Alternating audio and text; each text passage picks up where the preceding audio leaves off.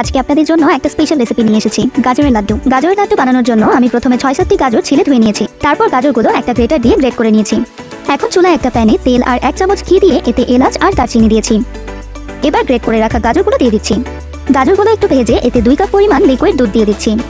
এবার ভালো করে একটু মিশিয়ে নিচ্ছি। তারপর 1/2 চা চামচ জর্দার রং পানিতে গুলিয়ে এতে দিয়ে দিয়েছি। গাজরগুলো সিদ্ধ হয়ে গেলে এবার 1.5 কাপ পরিমাণ চিনি দিয়ে দিচ্ছি। চিনিটা আপনারা স্বাদ মতো দিয়ে দেবেন। এবার ভালো করে আবারও একটু মিশিয়ে নিচ্ছি। চিনি থেকে একটু পানি উঠেছে, পানিটা শুকিয়ে নেব। পানিটা শুকিয়ে গিয়েছে, এখন এতে কাজু বাদাম আর কিশমিশ দিয়ে দিচ্ছি। এবার একটু নেড়ে কয়েকটা চেরি ফল ছোট ছোট করে কেটে এতে দিয়ে দিয়েছি। ভালো করে একটু মিশিয়ে এতে 2 চা চামচ গুঁড়া দুধ দিয়েছি। এই গুঁড়া দুধটা দিলে কিন্তু টেস্টটা অনেক ভালো হয়। শেষে এবার 1 চা চামচ ঘি দিয়ে নেড়ে নামিয়ে নিচ্ছি।